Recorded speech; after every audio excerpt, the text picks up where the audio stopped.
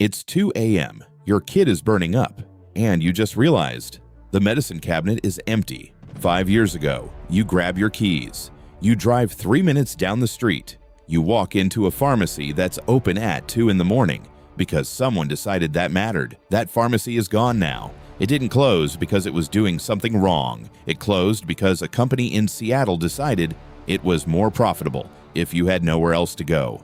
And the worst part? It wasn't just your pharmacy. Think about the last time you saw an independently owned bookstore in your town, a family-run hardware store, a corner grocery that knew your name. Take a second. When was the last time you actually saw one of those still open? So you do what you always do now. You grab your phone. You open the app. But here's what's happening on the other side of that screen. The algorithm knows your zip code. It knows what you searched for last Tuesday, and it knows with complete certainty that there is not one single store open within 15 miles of your front door right now. It knows you have no other option, and it's about to use that against you. The system doesn't hesitate. That $6 bottle of medicine? $25, plus a delivery fee, plus something called and I want you to really hear this, a high demand surcharge. They have a name for it. They built the name into the system because they always knew this moment was coming. You're not shopping anymore. You're paying a ransom. Look, for a long time, this actually felt good. You remember when 2-day shipping felt like magic, when you could get literally anything delivered to your door and it cost you nothing extra. That was real. That convenience was real. But what was happening underneath it while you were enjoying the magic? That's the part nobody told you about. We thought they were saving us time. We thought we were winning. We weren't. While we were celebrating free shipping, these companies were hemorrhaging billions of dollars every single year, on purpose, with a plan. And the plan was never about delivery. It was about making sure that one day, the day you're standing in your kitchen at 2 a.m. with a sick kid, you would have absolutely nowhere else to turn. That day is today. It didn't happen overnight. That's the part that's so hard to see and so easy to miss. It was slow, it was quiet, and it was completely intentional. Economists have a name for what was done to your town. They call it predatory pricing. But that term is too clean, too textbook. It doesn't capture what actually happened on the ground level, in your town, on your street, to the stores you grew up with. So let me just say it plainly. Amazon was never trying to beat your local hardware store. They were trying to starve it. They priced everything so far below cost, not to make money, but to make it physically impossible for any normal human-scale business to survive in the same market. They had a bottomless pit of venture capital, and they used it like a weapon. Your local store, it couldn't buy the inventory for what Amazon was selling it for. Think about what that actually means. This wasn't competition. Competition implies a fair fight, two sides with a real shot at winning. This was a war of attrition, and only one side had unlimited ammunition. So one by one, the lights went out. The mom and pop hardware store on the corner, gone. The independent bookstore downtown that had been there since your parents were kids, gone. The family pharmacy that knew your prescription history without looking it up, gone. They weren't outcompeted. That word implies a fair fight. They were executed. And here's the darkest part, the part they never put in a press release, never mentioned in a shareholder call, never once said out loud. By the time most Americans looked up and noticed what was happening, the landscape had already been cleared. The exits were already gone, replaced by a gray network of windowless warehouses humming quietly on the edge of every major city. Automated vans running routes at 2 a.m. that no human planned. You thought you were getting a deal. You were watching them burn down every exit until the only door left standing was theirs. Now here's where most people stop and say, okay, but at least the prices are low, right? At least I'm saving money. And look, I get it. That's a fair point. For a while, you genuinely were saving money. The prices were real. The convenience was real. And honestly, neither would I. But that was never the end of the story. That was the bait. Because the moment the landscape was cleared, The moment your alternatives were gone, the original promise quietly expired. The convenience you loved was never a service. It was a bribe. And now that they own the map, the price of the bribe is about to go up. But there's something happening underneath all of this that most people still haven't fully processed. Something that's been quietly running in the background this entire time. You've felt it before. Rainy Friday night. You need an Uber. You open the app and the price is 3 times higher than normal. You groan, you pay it, you move on. Minor annoyance, right? Wrong. Because what happens when that exact same math, that same cold, remorseless calculation gets applied not to your ride home on a Friday night, but to your survival? Here's what I mean. Algorithms don't feel pity. They don't have a conscience. They don't look at a situation and decide to give you a break because you're clearly desperate. They read one thing: data. Demand is up, supply is tight, squeeze. That's it. That's the entire decision tree. No human in the loop, no override button, no appeals process, just squeeze. Now, before I show you what that looks like at full scale, I want to show you something almost funny, something that happened in 2011. That should have been a warning sign. Nobody took it seriously, and we're all paying for that now. A standard biology textbook showed up for sale on Amazon. Totally normal textbook, the kind that collects dust in college libraries. The price? $23 million, $698,000, plus $3.99 for shipping. Now, nobody was trying to scam anyone. This wasn't fraud. This wasn't a money laundering scheme. It was 2 automated pricing algorithms caught in an unsupervised feedback loop. One was programmed to always price slightly above its competitor. The other was programmed to always price slightly below. With no human watching, these 2 blind machines chased each other into the stratosphere. A used paperback drove itself to the price of a private island in a matter of days. Funny, right? It stops being funny very fast. February 2021, a winter storm tears through the state of Texas. The power grid collapses. Temperatures drop below zero. Millions of families, regular people, elderly residents, newborns are sitting in the dark, in the cold, with no heat and no way to get warm. But the algorithms running the wholesale electricity market, they didn't freeze. They worked perfectly. Demand skyrocketing, supply gone, squeeze. The automated system triggered a price surge of 10,000%. And the families who were just trying to keep their children alive through the night, they didn't get high utility bills. They got algorithmic death sentences. One family, $9,000. Another family, $13,000. Another family, nearly $14,000 for a few days of electricity in the middle of a natural disaster. The machine didn't know they were freezing. It didn't care that kids were sleeping in coats inside their own homes. It only knew one thing: their desperation was an opportunity, and it extracted every single dollar it could. Now here's the question nobody is asking. If that can happen to electricity in Texas in 2021, what happens when that exact same algorithm gets attached to your groceries, your medicine, your kids' formula? This isn't coming, it's already here. Right now, quietly, without any announcement, without any legislation, without your consent, dynamic pricing models are being tested inside the largest retail chains in America. Digital price tags, prices that change based on the time of day, based on your location, based on how many other people are searching for the same item in your zip code. Right now, they have a word for it. They call it demand-based optimization. You know what that actually is? It's a system that reads how desperate you are and charges you exactly as much as your desperation is worth. They've gamified your survival, and the house always wins. Let me ask you something. When that delivery driver knocks on your door, tired eyes, branded uniform, cardboard box in hand, who do you think is really in control? Because I'm going to tell you something that took me a while to fully process. That driver isn't the system. That driver is a human being used by the system. A biological extension of a machine he has never seen, can't influence, and does not control. He's not the villain of this story. He's just the last piece of it.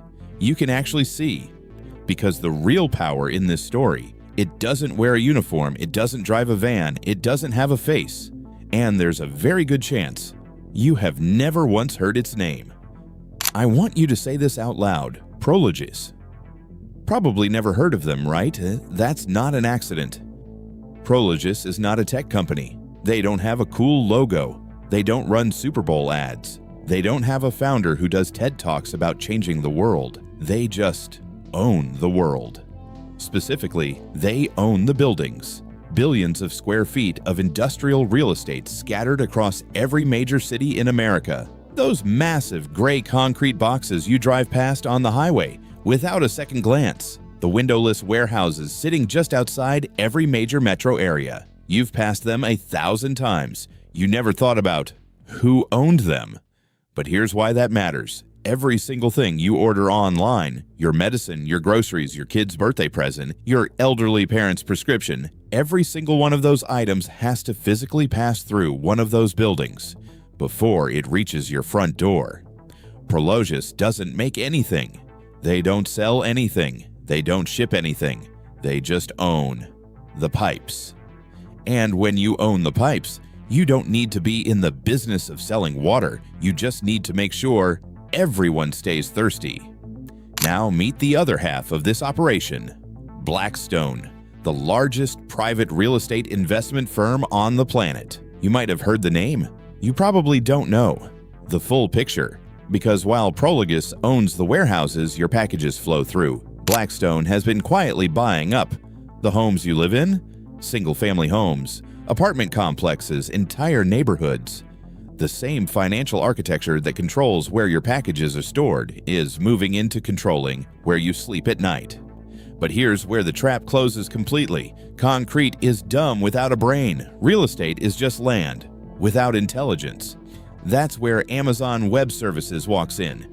And that's when this stops being a story about warehouses and real estate and becomes something much more dangerous. Because what Amazon built quietly over 15 years while you were busy enjoying free shipping isn't just a delivery network. It's a map of human desperation. The algorithm knows exactly when your neighborhood runs low on diapers. It knows the precise moment demand for bottled water spikes in your zip code. It knows, with terrifying accuracy, the window of time between when you need something and when you will pay absolutely anything to get it.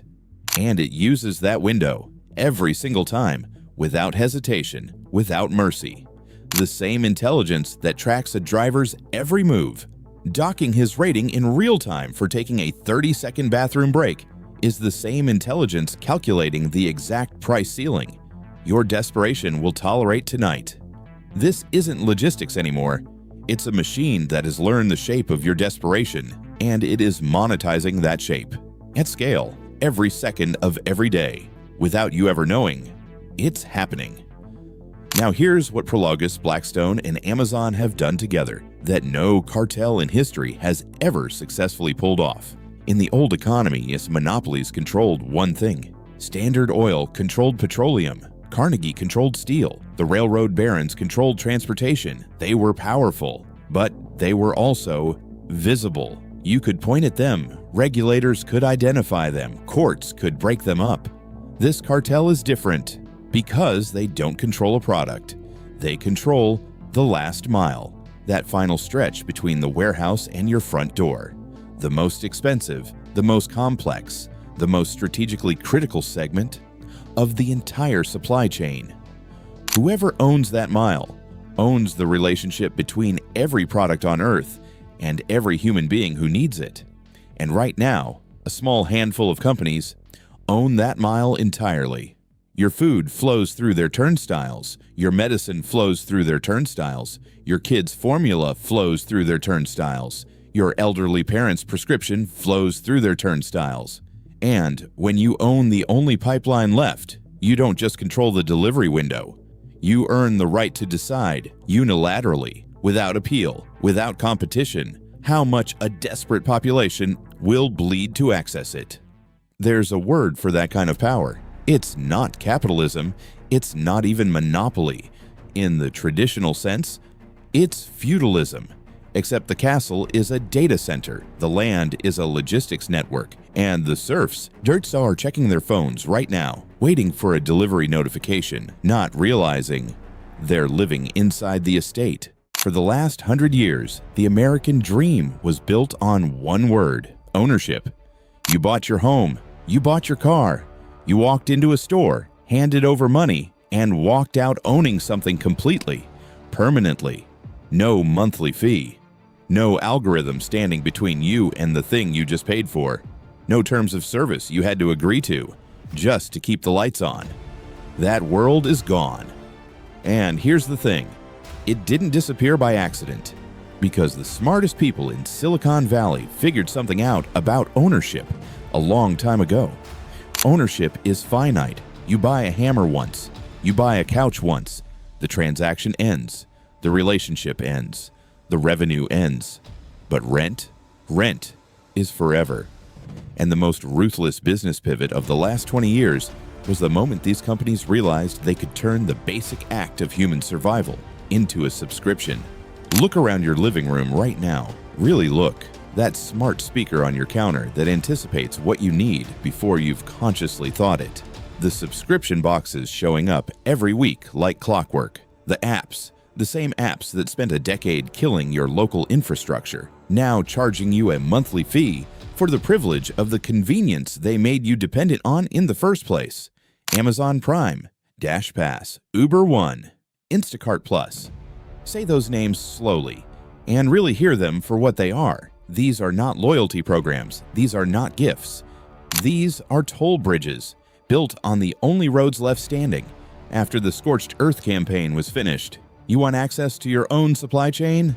Pay the toll. Every month, without negotiation, without an alternative. But here's the mechanism that makes this trap so elegant, so inescapable. The subscription doesn't just generate revenue, it generates data.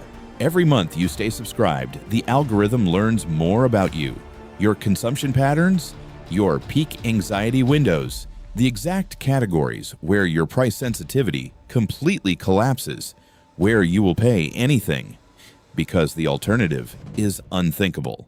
It is learning the shape of your desperation, and it is patient. Because the endgame was never the $14 monthly fee, that's just the door. The endgame is what happens after you've been subscribed long enough that canceling feels genuinely dangerous. After enough of your local infrastructure has been cleared that opting out isn't just inconvenient, it's irrational, that's the moment the price goes up, and up, and up. Not dramatically, never dramatically. Just enough that you recalculate, decide it's still worth it, and stay. Just enough that you absorb it, normalize it, the way you've quietly normalized everything else. I want to step back for a second because I've been throwing a lot at you. And I think it's worth just stopping and being honest about something. None of this happened to us. We did this, not because we're stupid, not because we weren't paying attention, but because every single step of this felt completely reasonable at the time. The free shipping was real, the convenience was real, the time we saved was real. Nobody put a gun to our heads and said, download this app. We downloaded it because it worked. And then we downloaded the next one, and the next one, and somewhere along the way, without any single dramatic moment we could point to, we handed over something we can't easily get back. We handed over our alternatives. Look, I'm not here to tell you to delete your apps tonight. I'm not here to tell you that Amazon is pure evil and you're a bad person for having a Prime account. That's not the point. The point is this: a system this powerful, this deeply embedded into the infrastructure of your daily life, only stays in power as long as nobody understands how it actually works. And right now, most people don't. Most people think surge pricing is just a minor annoyance on a rainy night. Most people have never heard of Prologis. Most people have never connected the closing of their local pharmacy to a deliberate, decade-long corporate strategy. But you have now. And that changes something. Not everything. I'm not going to oversell this, but something. because the window to ask the hard questions: who owns this infrastructure? Who controls the pricing? Who decided that your access to basic survival should be a variable number adjusted in real time by a machine that has never once felt what it means to be desperate? That window is still open. It won't be forever. So here's what I'm asking you to do. Not a subscribe button, not a comment. Tell one person. That's it. One person in your life who you think needs to understand how this system actually works. A friend, a family member, someone who uses these apps every day without knowing what's running underneath them. Send them this video, because the only thing that changes a system this powerful is enough people who understand it. And right now, you're one of them.